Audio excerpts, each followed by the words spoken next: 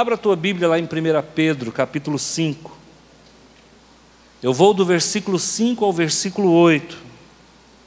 Então, o título da nossa mensagem é Princípios de Sabedoria. Todos acharam 1 Pedro? Rogo igualmente aos jovens, sede submissos aos que são velhos, outros sim, no trato de uns com os outros, cingivos todos de humildade, porque Deus resiste aos soberbos, contudo aos humildes concede a sua graça. Humilhai-vos, portanto, sob a poderosa mão de Deus, para que Ele em tempo oportuno vos exalte, lançando sobre Ele toda a vossa ansiedade, porque Ele tem cuidado de vós. Sede sóbrios e vigilantes. O diabo, vosso adversário, anda em derredor, como leão que ruge procurando alguém que possa devorar. Amém? Deixa a Bíblia aberta, põe a mãozinha em cima, nós vamos orar. Senhor, é em nome do Teu Filho amado, nesta noite de hoje, queremos Te agradecer por mais um ano de vida, por mais um mês de vida, e porque estamos reunidos como igreja, a Assembleia dos Santos, aqueles que estão separados para servi-lo. O Senhor é maravilhoso, e o Senhor tem sido nosso refúgio, presente no momento da angústia. Protege cada visitante, cada irmão e cada irmã. É no nome do Teu Filho Jesus que então eu oro e agradeço. Qual que é o título da mensagem? Princípios de sabedoria. Quem é jovem aqui, levante a mão. Ok. Dizem que jovem é de 8 a 80. Então só tem jovem aqui, né? Você vai primeiramente entender quem é o apóstolo Pedro. Nós tivemos 3 apóstolos muitíssimo importantes na palavra de Deus. Quais eram? Pedro, Tiago e João. Por que não tinha Paulo? Porque Paulo ainda não havia se convertido. Então nós temos 4 apóstolos muito importantes: Pedro, Tiago, João e Paulo. Deus separou o apóstolo Pedro para trabalhar com quem? Diga comigo, com os judeus. Então Deus estava preocupado com os judeus, Ele levanta um homem para trabalhar com os judeus. Porque o cristianismo nasce numa plataforma judaica. Anos depois, o Senhor vai buscar um discípulo para ocupar o lugar de Iscariotes, que havia suicidado. Por que o Senhor fez isso e não resgatou Paulo quando Jesus ainda estava em carne? Possivelmente porque Paulo era muito novo, possivelmente porque ainda não estava na hora, e Deus tem os seus mistérios. Ok? Deus tem os seus mistérios. Eu acredito que eu também sou um servo, um discípulo do Senhor. Eu acredito que eu também fui um mistério de Deus para minha família, para minha igreja, para essa cidade. Por quê? Porque eu fui chamado aos 40 anos de idade. Muita gente chama de chamado tardio. Eu não sei se foi tardio, talvez no tempo de Deus mesmo. Mas eu nunca pensei na vida que seria um líder de uma comunidade. O Senhor levanta o apóstolo Pedro para cuidar dos judeus. E depois Ele levanta o apóstolo Paulo para cuidar dos gentios. Quem eram os gentios? Todo povo que não fosse judeu. Então nós somos o quê? Para o judaísmo, gentios. Graças a quem o evangelho chegou até aqui? A um homem chamado Paulo, que era um mistério de Deus, que era um segredo que Deus tinha guardado. O apóstolo Pedro escreveu essa carta quando? Possivelmente no ano 65. No ano 64, o imperador Nero já estava louco. O imperador Nero já estava louco. Ele já havia matado a sua mãe. E ele estava colocando fogo em Roma. Para você ter uma ideia, o que Nero fez? Roma tinha 14 bairros. Ele incendiou 10. O incêndio durou 1 semana mais 3 dias. 10 dias de incêndio. 80% da cidade foi consumida pelo fogo. Tinha muita casa de madeira.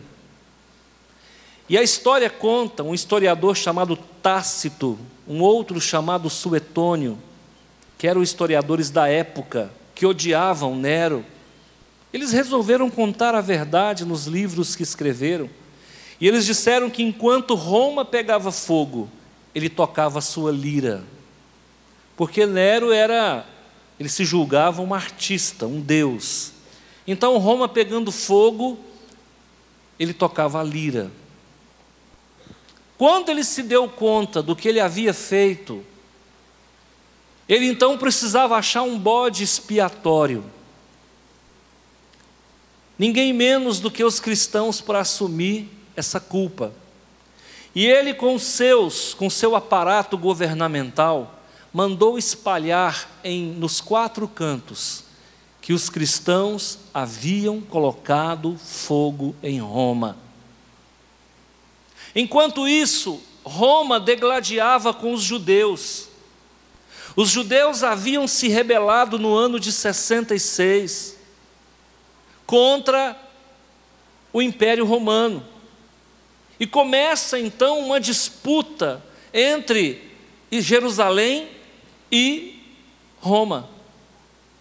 Então, o apóstolo Pedro escreve essa carta nesse contexto. Por que eu estou falando isso? Porque aqui, enquanto a gente prega, ensina. E o contexto histórico aqui não é bom. Então, Pedro escreve essa carta no começo da perseguição aos cristãos. Estava todo mundo querendo correr. Estava todo mundo com medo, porque agora não eram os judeus que iriam perseguir os cristãos. Agora quem iria perseguir os cristãos era alguém muito maior, era o Império Romano. Então Nero, das 10 perseguições que os cristãos sofreram, ele foi o primeiro a começar um processo de perseguição que termina com Diocleciano no ano de 311, aproximadamente, depois de Cristo. Foram 300 anos de perseguição. A primeira perseguição começou com a morte de Paulo e de Pedro. Quem matou Pedro e quem matou Paulo, ao que tudo indica, foi o imperador Nero. Pedro, quando foi ser crucificado, ele disse: não sou digno de ser crucificado como meu Senhor. Por favor, crucifiquem-me de cabeça para baixo.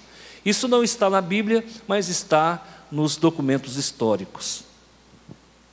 E o Pedro está dando alguns princípios para nós aqui, muito importantes. E eu quero trabalhar isso com você. Quem quer ser feliz? Eu quero. Todo mundo quer ser feliz. E aqui existem pelo menos 4 situações que nós devemos cuidar. 4 situações. Primeiro, ele vai dizer o seguinte: humilhai-vos, portanto, sob a poderosa mão de Deus, para que Ele em tempo oportuno vos exalte. Qual o primeiro princípio de sabedoria? Humildade. Deixa eu fazer uma pergunta para você. Nós estamos vivendo uma época onde as pessoas são humildes? Sim ou não? Não. Eu sou conhecido porque, às vezes, eu tenho boca dura. Não chego a ser um Silas Malafaia, mas eu tenho boca dura. Eu falo muita coisa que muita gente não quer ouvir. Mas essa geração não é uma geração humilde. As pessoas querem ostentar o carro que anda. As pessoas querem ostentar a roupa que veste. As pessoas querem ostentar o curso, a graduação que participa. As pessoas querem ostentar a beleza do corpo. As pessoas querem ostentar a musculatura. As pessoas querem ostentar a maquiagem. Nós vivemos num mundo de ostentação. O que o apóstolo Paulo está nos dizendo? Gente, sem ostentação.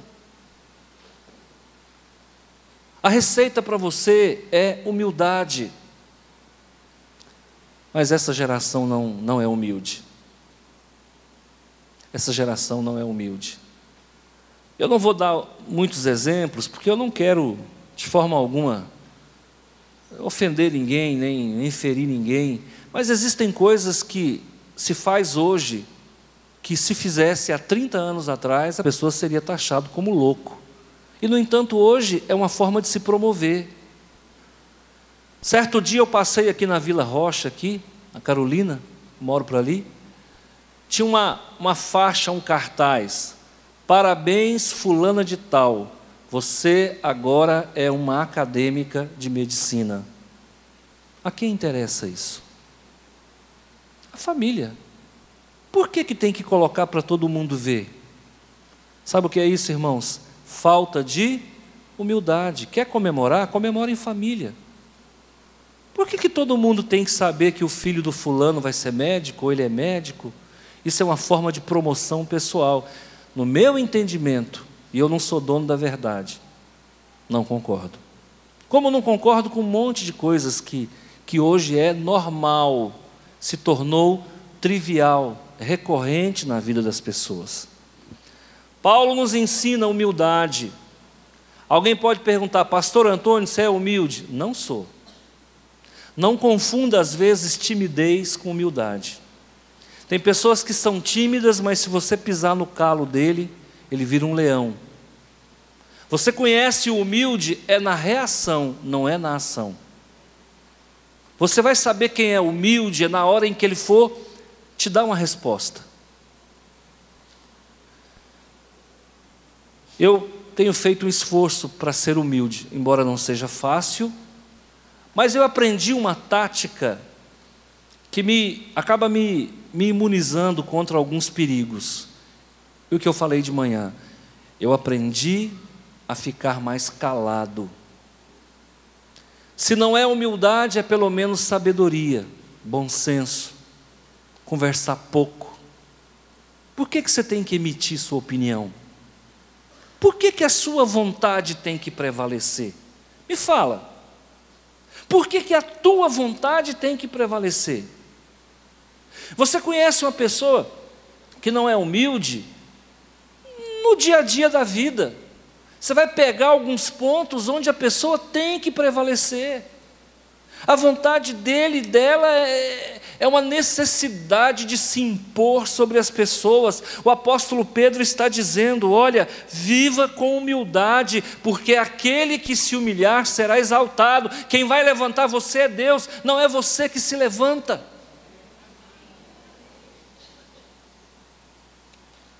Quando nós assumimos essa igreja, só tinha dívida. E eu nunca abri a boca para culpar a missionária. Deus sabe disso. Pesa sobre mim a acusação de que eu tomei a igreja dela. Que igreja? Dívida. Que igreja? Quem ficou foi quem não deu conta de correr. Pesa sobre mim a acusação de que eu tomei a igreja de uma irmã. Esse pecado fica nas costas de quem falou, porque essa culpa eu não devo. Então, se isso não é humildade, eu me mantive calado o tempo todo. Um dia conversei com uma moça que era dessa igreja, encontrei com ela num determinado lugar. Eu falei, tudo bem, irmã? Ela falou, nem tudo vai bem. Eu falei, por quê? Porque o que fizeram com a missionária. Eu falei, irmã, o que fizeram com a missionária? O senhor sabe muito bem. Eu falei, não sei. Não sei, porque se você está tomando as dores dela, me conta que eu também quero tomar. Se foi algo tão ruim assim. Agora, você quer saber a verdade? Eu tenho a verdade para te falar. E eu falo em nome de Deus.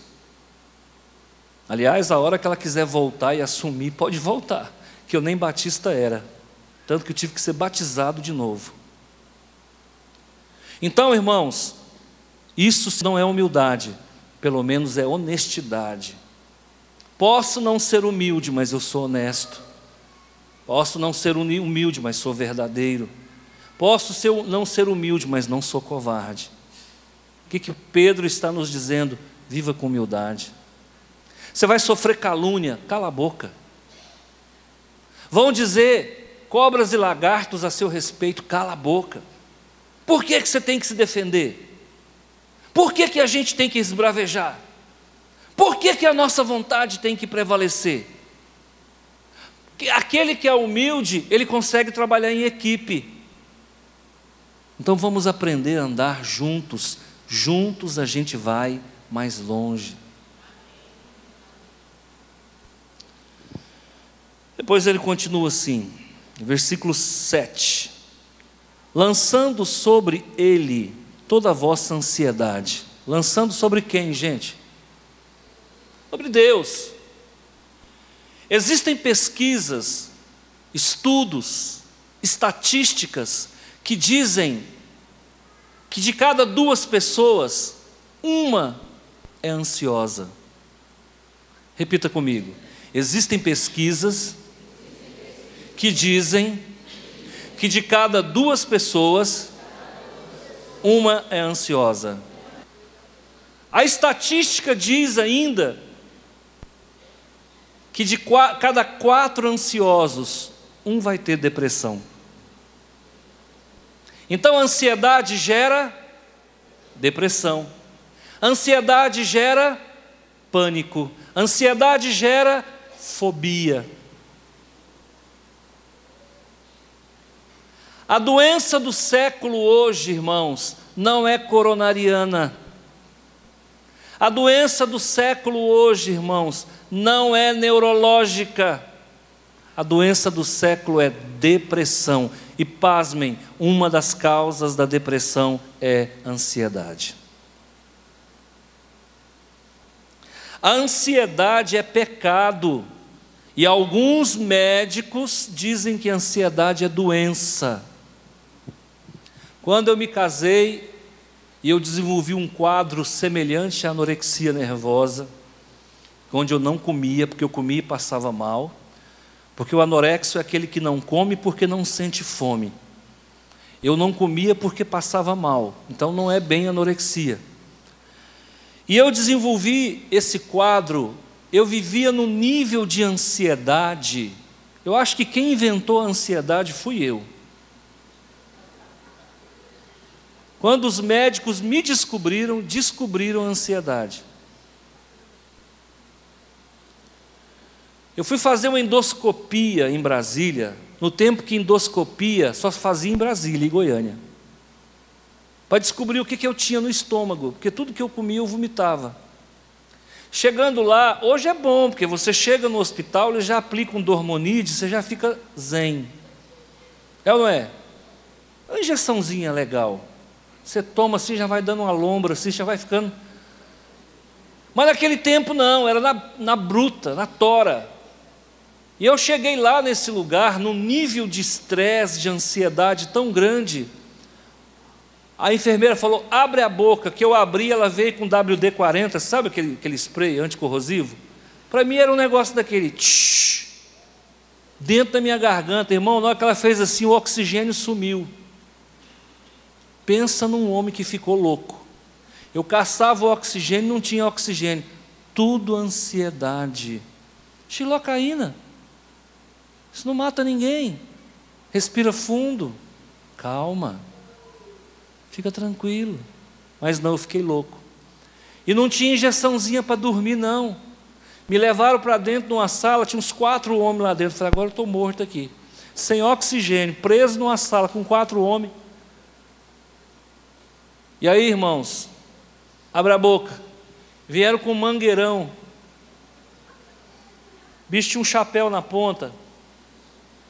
Abra a boca. E para enfiar esse negócio na bruta, irmão. Aquele dava uma enfiada assim, eu metia a mão que voava a mangueira para tudo quanto é lado. Quieta! E o negócio virou uma sessão de tortura ali dentro. Quando terminou o exame, o médico falou para mim: eu nunca vi ninguém tão ansioso. E assim, eu descobri que ansiedade é doença. O que a ansiedade pode provocar em nós? Hipertensão. O que a ansiedade pode provocar em nós? Taquicardia. O que a ansiedade pode provocar em nós? Dor de estômago, desarranjo intestinal. O que a ansiedade pode provocar? Depressão, síndrome do pânico, fobias das mais variadas, anorexia. E aí você vê um pescador, um homem sem nenhum preparo científico, acadêmico, ele numa carta sua, despretensiosa, falando ao povo de Deus, ele fala: olha, cultiva a humildade e lança sobre Jesus toda a sua ansiedade. Para quem que Pedro estava falando? Para o século 20 e para o século 21. Porque eu duvido muito que aquele povo que vivia quase na idade da pedra lascada, esse povo tivesse ansiedade. A ansiedade, irmãos, ela é um mal que nos traz grandes males. É um mal capital. O que é mal capital? É um mal que gera outros males. Lançando sobre ele toda a vossa ansiedade, porque ele tem cuidado de vós. Sabe por que as pessoas são ansiosas? Porque elas não confiam em Deus, elas confiam nelas. Descanse em Deus. Viva o dia de hoje. Quando eu abri uma empresa, que eu fracassei, a empresa não deu certo, não fui bem sucedido, não fui competente, não fui capaz, não tinha habilidade. Eu conheci um contador, e quando eu ia conversar com ele, ele falava: pastor Antônio, uma coisa de cada vez. Ele estava me dando a injeção de Pedro. Porque você conhece o ansioso até no jeito de falar. Você conhece gente que fala muito rápido? Taquilalia, o nome disso aí é taquilalia. Fala rápido demais. Pessoa que fala rápido demais, pensa rápido demais. E aí surge uma síndrome chamada síndrome do pensamento acelerado. Esse é o mal do século. A pessoa está aqui, mas ela está pensando na outra coisa que tem que fazer, que ela tem que fazer outra coisa, depois tem que passar não sei aonde, tem que cobrir o cheque que está sem fundo, mas o funcionário está sem um arroz para cozinhar, mas a mulher está nervosa, o menino acabou de cair, tem que levar no hospital. Isso gera uma ciranda e desenvolve nas pessoas pensamento acelerado. Nós temos uma escola aqui. Aqui tem 90 crianças da zona rural. Quem vive na zona rural, teoricamente, deveria ser o quê? Calmo. Mas vem aqui passar uma semana comigo. Eu vou te soltar no meio deles. A minha esposa ficou louca esses dias. Falou: amor do céu, o que é isso? Eu falei: é menino. Fica tranquilo, tem 90. Aí um chuta o outro cai de costa, o outro pula, o outro cospe, o outro puxa o cabelo, o outro joga pedra. Gente, você fica louco, você fala: estou no hospício, não pode um negócio desse. Os meninos não quietam. Aí um dia, eu falei: vou acabar com isso aqui. Fui lá e comprei no Embala Tudo, né? Comprei 4 sacos de balinha. Eu falei: com metade de um saco desse eu acalmo todo mundo, porque o açúcar é a molécula da felicidade. Eu falei: eu vou distribuir felicidade para esses meninos. Irmãos, eu acabei com os 4 sacos de balinha, 4 sacos de balinha desse tamanho. Eles chuparam tudo que eles não conseguiram chupar, eles esconderam na mochila. Eles não param. Mas por que isso? Porque hoje as crianças são imperativas. E sabe de quem que é a culpa? É nossa, porque nós também somos. Antigamente as pessoas viviam, sabe qual a emoção que as pessoas viviam? Quando chovia, as pessoas tinham medo de relâmpago. Quando a pessoa ia viajar de ônibus, as pessoas tinham medo de viajar. Hoje não. Você vai conversar com o seu patrão, você já entra em desespero. Será que ele vai me mandar embora? Será que vai baixar meu salário? Será? E isso vai gerando ansiedade nas pessoas. E aí você vai ter um encontro com o namorado. Será que ele vai me beijar? Será que não vai? E vai virando ansiedade esse negócio. Então, o mundo, irmãos, acabou fazendo da gente verdadeiros supersônicos. E a gente vive num mundo que leva as pessoas à ansiedade. Por isso que existe tanto pânico e tanta depressão. Pastor, então como é que eu trato isso? Humildade. Não queira ser aquilo que você não é. Não queira ter aquilo que Deus não te chamou para ter. Não queira ser melhor do que ninguém. Isso tudo, a falta de humildade é orgulho. E o orgulho gera ansiedade. Síndrome do pensamento acelerado. Transtorno obsessivo compulsivo, toque. O povo tem toque. Tem pessoas que se você tocar nele, ele tem que tocar em você. As pessoas, irmãos, estão vivendo uma realidade que não é para nós, que é importada desse movimento, desse dinamismo do mundo. Então tome muito cuidado. O que vai combater a ansiedade então, pastor? O senhor falou o que gera ansiedade primeiro, né? Vou falar primeiro o que gera ansiedade. Competição gera ansiedade. Quem quer estudar para medicina aqui, levanta a mão. Olha, fique sabendo que é 100 por vaga. Coração acelerou, não? Deixa eu falar mais uma coisa. É 5.000 de mensalidade, se pagar em dia. Cada livro custa R$2.000. Todo aluno de medicina chega de caminhonete.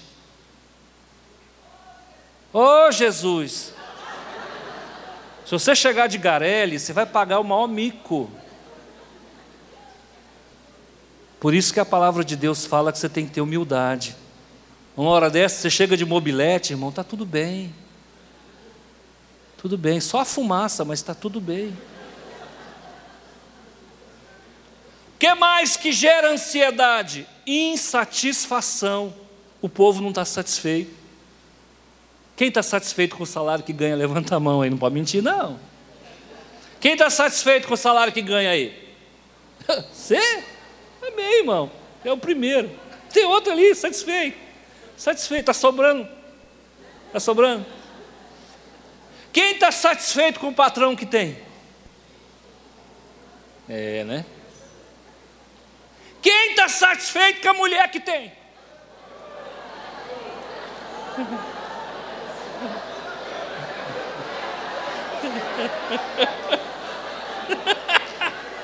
Eu estou.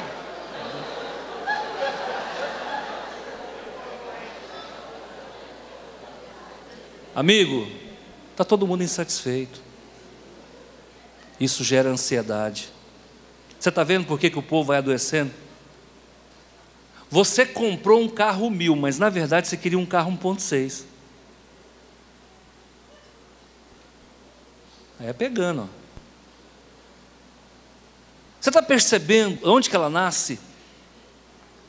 Escuta, quando eu comprei esse celular, eu estou pensando no outro que vai sair o ano que vem, porque o outro bate vitamina de abacate. Esse aqui não faz omelete, o outro vai fazer. É isso que o capitalismo faz com a gente. O que mais que gera ansiedade? Solidão. E às vezes a ansiedade nasce de uma solidão. Você está vendo como é que a gente é impulsionado para viver isso? O apóstolo Pedro sabia o que estava falando, e ele não estava falando para o século dele, ele está falando para hoje.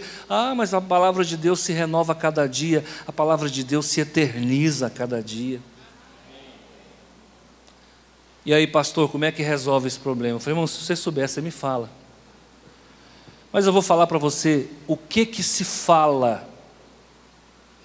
Qual é a terapia para a ansiedade? Primeiro, respiração. Existe uma técnica, quem não tiver gripado pode fazer, tá? Se tiver gripado não faz não, que você vai assustar o pessoal aí. Respira por uma narina só, tá? Vamos lá. Segura um pouquinho, solta pela narina. Devagar, se estiver gripado, vai devagar. Agora do outro lado.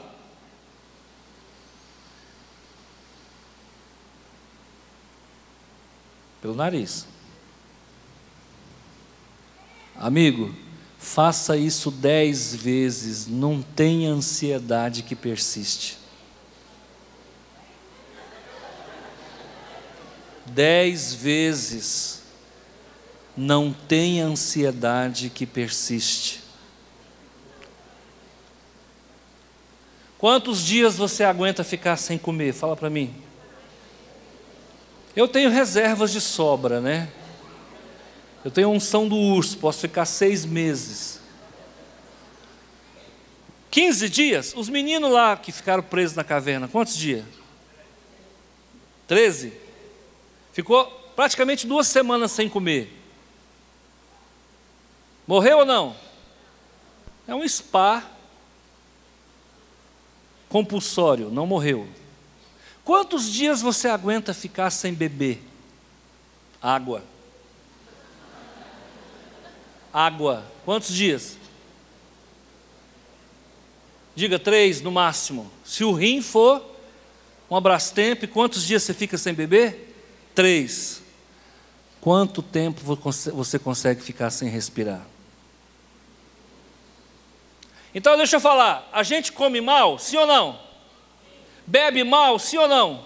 E respira mal. Se não der para melhorar a comida e nem a bebida, melhora pelo menos a respiração, que você combate a ansiedade.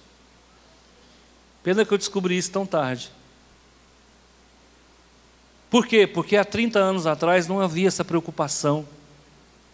As pessoas se sentavam num banco de madeira, num tamborete, estava tudo bem. A pessoa colocava arroz, chuchu e feijão no prato e ia sentar na porta da rua para comer. Eu achava a coisa mais linda quando eu via a Dona Maria e o seu Chico comendo. Naquele tempo, a rua que a gente morava não tinha asfalto. Quando passava um carro, jogava um caminhão de terra dentro do prato deles. Mas eles eram felizes. E eu falava, mãe, tudo que eu quero é sentar na porta da rua e comer igual o seu Chico e a Dona Maria. E minha mãe então começou a fazer o prato, porque naquela época a gente almoçava, jantava às 5 horas da tarde. Almoçava impreterivelmente às 11 horas da manhã. E eu aprendi a colocar comida no prato. Normalmente era bucho de vaca frito, com arroz e feijão. E eu ia para a porta da rua, para sentar e o povo ver que eu estava comendo. Essa era a diversão do povo. Eu pergunto, isso dá ansiedade em quem, irmão? Isso dá orgulho em quem? Você entende por que o povo era sadio? Porque as práticas diárias eram sadias. Então a respiração nos ajuda. Outra coisa, diagnóstico seguro. Assume que você é doente. Ansiedade é doença, irmãos. Doença da alma. Assume que você é atropelado. Assume que você não deixa ninguém falar. Começa a assumir isso. E isso vai ser bom, porque quando a gente reconhece que precisa de ajuda, então a gente se posiciona. A respiração. Reconhecer que é doente, que precisa de ajuda. Terceiro, descubra qual é a causa da sua ansiedade. O que te inquieta? O que te leva a um ativismo? O que te deixa inconformado? Com o que você não está satisfeito? Descubra a causa. Na hora que você descobrir a causa, leva para o altar de Deus. Se você não for curado, eu rasgo a Bíblia, eu como papel e eu nunca mais prego a palavra. Eu sei quando eu estou ansioso, eu fico irritado. Eu não estou num momento bom. Por que eu sei? Eu coloco a ração para o cachorro comer do lado do lugar onde eu fico. E quando ele vai comer a ração, ele faz croque, croque, croque, aquilo me dá uma ira. Feliz desse cachorro, vem comer essa ração aqui do meu lado. Aí você faz um diagnóstico e fala, eu não estou bem. Por quê? Porque a ansiedade, ela volta. Você vai ter que lutar com ela a vida inteira. Quando eu começo a almoçar com alguém, que o mastigar dele me incomoda, eu descubro que eu não estou bem. Quando o latido do cachorro do vizinho começa a me incomodar, além do que deveria, eu descubro que eu não estou bem. Quando até a voz da sua esposa te irritar, é ansiedade. Você não está bem. Aí eu chego para ela e falo assim, meu bem, eu preciso orar. Verdade ou não? Sabe onde é que eu encontro paz? Na oração. Não tem terapia maior do que a oração, eu não descobri. Eu não estou bem, o coração está acelerado, eu estou irritado com facilidade. Fico 1h30 na presença do Senhor, irmão. Pensa numa calmaria que o Senhor planta dentro de mim. Quando o apóstolo está dizendo, olha, lança sobre ele toda a vossa ansiedade, porque ele vai cuidar de você. Será que esse homem é um louco? Será que esse homem não sabe o que ele está falando? Pois se ele não sabia, nós agora sabemos. Mas qual que é o problema do povo? O povo não ora mais. E quando ora, não ora com qualidade. E quando ora, não ora para a pessoa certa. Quando ora, não ora com a motivação correta. A gente se parece mais um pedinte na presença do Senhor do que um confessor. Oração é local de confissão de pecado. Oração é o local de você dizer quais são as tuas limitações para Deus. Oração é você dizer para Deus o que está te tirando do sério, o que está te incomodando. É você se reconhecer pequeno diante dEle. Olha a humildade aí. O que cura a ansiedade? Humildade. Por que está junto ansiedade e humildade? É porque se não houver humildade, haverá ansiedade. Quem está entendendo, levanta a mão. Pastor, eu achei que eu estava numa igreja, mas eu estou num hospital psiquiátrico. Então, irmão, toma posse. Funciona assim, igreja é um hospital da alma. Mas tudo que eu falar para você aqui, da porta para fora, põe em prática, porque eu tento pôr. Versículo 8, sede sóbrios, quem vive na humildade, quem leva as ansiedades para Deus, vive em sobriedade, equilíbrio. Você sabe por que eu nunca gostei de bebida alcoólica? Eu tenho ojeriza. Sabe por que eu nunca gostei? Porque me tira o equilíbrio. Eu não gosto de nada que me tire o equilíbrio. Primeira vez que eu bebi, eu era jovem, eu arranquei a camisa no meio do povo. Eu duvido que eu, sóbrio, fizesse uma loucura daquela. Então eu não gosto de nada que rouba o meu equilíbrio. A ansiedade rouba o teu equilíbrio. Falta de humildade rouba o teu equilíbrio, porque Satanás caiu do céu, porque faltou humildade. Lá no céu, ele quis ser mais do que Deus, e quem vive no nível do orgulho não para em pé. Sede sóbrio e? Então vamos lá. Primeira coisa primeiro princípio de sabedoria, humildade. Segundo princípio de sabedoria, leva para o altar de Deus, a ansiedade. Terceiro princípio de sabedoria, mantenha a tua homeostase. Isso é uma palavra dentro da biologia que significa equilíbrio. Mantenha o teu equilíbrio emocional. Não deixa adoecer tuas emoções. Como? Sempre humilde e sempre levando no altar de Deus as tuas inquietações. Aí você está sóbrio.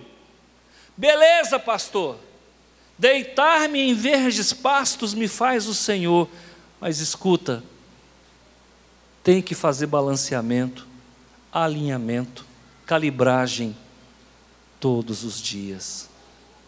Tem que aferir todos os dias. A vigilância é você aferir todos os dias.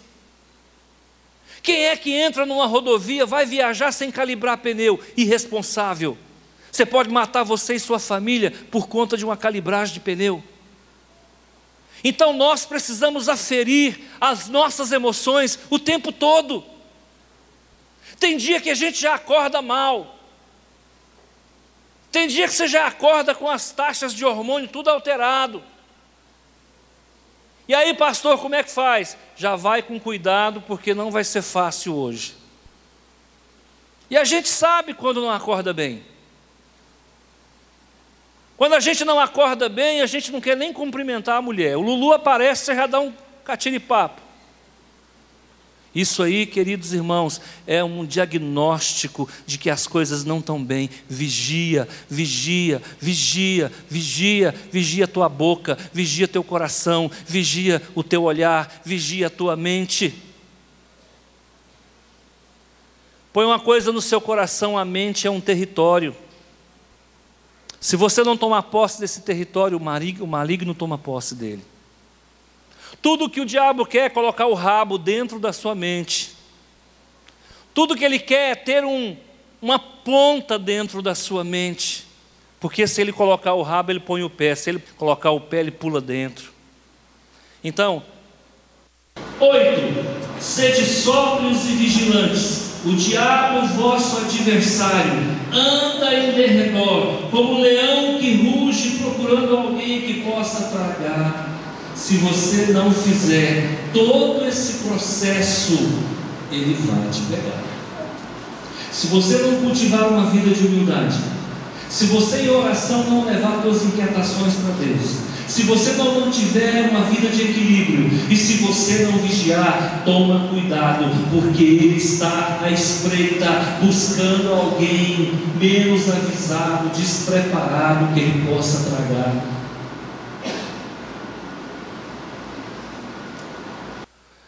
Por isso que você tem que orar todo dia, porque a oração é monitoramento. Por isso que você tem que bater a boca no pó todo dia, porque cada vez que você bater a boca no pó, o Espírito Santo vai falar: bonitão, você está bonito demais, baixa a bola. Quem entendeu, levanta a mão. Está entendendo, irmão? Andar com Deus não é fácil não, viu? Você está achando que ser crente é fácil? Mentiram para você. Ser crente não é fácil. Ser cristão não é fácil. Ser cristão barrela é fácil. Ser cristão meia boca é fácil. Agora, viver uma vida no altar de intimidade, viver uma vida de dependência do Senhor, viver uma vida na palavra, exige muito mais do que força, exige continuismo, exige perseverança, exige que você tenha acuidade visual, que você bata o olho na palavra, e a palavra fale contigo, e isso aqui fique no teu coração, e na segunda-feira essa palavra vai te incomodar, e na terça-feira essa palavra vai te incomodar, e na quarta, e na quinta, e na sexta, domingo que vem você volta aqui, continua homem valente, porque a palavra fez um trabalho na tua vida. Aí Aí você vai para uma igreja qualquer, onde não tem palavra de confrontação, e eles ficam passando melzinho na chupeta na sua boca. Você sai dali parecendo que está alimentado, desnutrido, não houve um alimento sólido, não houve cura da alma, não houve confrontação, a palavra não vem de Deus, e as pessoas vão se enganando. As igrejas incham, mas não crescem. Igreja incha, incha, incha, é uma igreja edemática, é uma igreja que incha, incha, incha, mas quando vier a tentação, o diabo passa o rodo e derruba a igreja inteira, quando não derruba primeiro o pastor. É fácil ser pastor, né? É fácil ser crente. É não, irmão. Você tem que vigiar o tempo todo. Parece um negócio lá, você fala... Parece outro negócio, ali você fala... Ixi.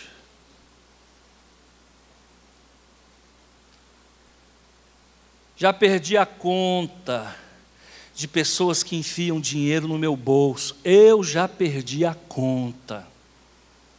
Você sabe quando uma pessoa está te dando alguma coisa, que é Deus que mandou, ou quando ela quer criar um vínculo de domínio sobre você. Eu já perdi a conta de gente que enfia dinheiro no meu bolso. Nunca me embriaguei com isso. E a primeira coisa que eu pergunto, o que é isso? Faz o que você quiser. Faz o que você quiser, não. Quando Deus falou contigo, Ele te disse o que era para fazer com esse dinheiro. Esse dinheiro é para a igreja? É. Então confere se eu entreguei depois. Daqui amanhã ou depois você liga no escritório e pergunta se esse dinheiro compareceu lá ou não. Sabe por que Deus tem nos amado? Porque a gente tem vigiado. Não fique pensando que eu não gosto de dinheiro, não, eu gosto. Não fique pensando que o que tenta você não tenta eu, não. É o mesmo homem, sujeito às mesmas paixões, mas ainda não perdi a capacidade de vigiar. Eu ainda não perdi a visão de que meus pés são de barro. Eu ainda não perdi a minha vida de oração.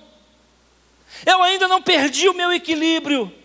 E todos os dias eu tenho que falar, Senhor, hoje eu errei nisso, nisso e nisso, tem misericórdia de mim. Porque senão, irmão, não para em pé, não para em pé, não para em pé. Isso é pastor Antônio, isso é ovelha, isso é qualquer um. Você quer andar com Deus, prepara para ficar de pé. Quem te sustenta é Deus, quem te mantém de pé é Deus. Amém? Vou ler de novo agora. A palavra começa a fazer sentido para você, quer ver? Rogo igualmente aos jovens, quem tem força produtiva na igreja, quem pode servir a Deus com excelência, é o jovem. Sede submisso aos mais velhos, escuta o conselho dos mais velhos. Outro sim, no trato uns com os outros, cingi-vos com todos com a humildade, porque Deus resiste ao soberbo. Se houver orgulho em nós, Deus se afasta. Contudo, aos humildes concede a sua graça. Do que nós precisamos? Graça. Humilhai-vos, portanto, sobre a poderosa mão de Deus, para que Ele em tempo oportuno vos exalte. Você vai crescer, você vai prosperar, lançando sobre Ele toda a vossa ansiedade, mas tudo no tempo de Deus. Você vai crescer, você vai prosperar, você vai morar numa casa bonita, você vai andar num carro bom, porque Deus quer isso, mas tudo no tempo dEle. Você acha que eu chego aqui, eu não fico doidinho para ver essas paredes pintadas, ver tudo pronto? Claro, irmãos. Aí o Senhor fala, calma, calma. Você está aqui há 14 anos, eu estou aqui há 1 milhão de anos. Tudo no tempo de Deus. Amém? O Senhor está me falando de mulher que quer ser mãe aqui. Larga de ansiedade. Descansa, relaxa o útero. Útero comprimido não gera filho. O Senhor está me falando isso aqui agora. Relaxa, descansa. Ele é fiel, Ele vai cumprir. Quero deixar essa palavra com você. Quais são os 3 princípios de sabedoria, então? Humildade. Lançar a ansiedade aos pés do Senhor. Viver com sobriedade.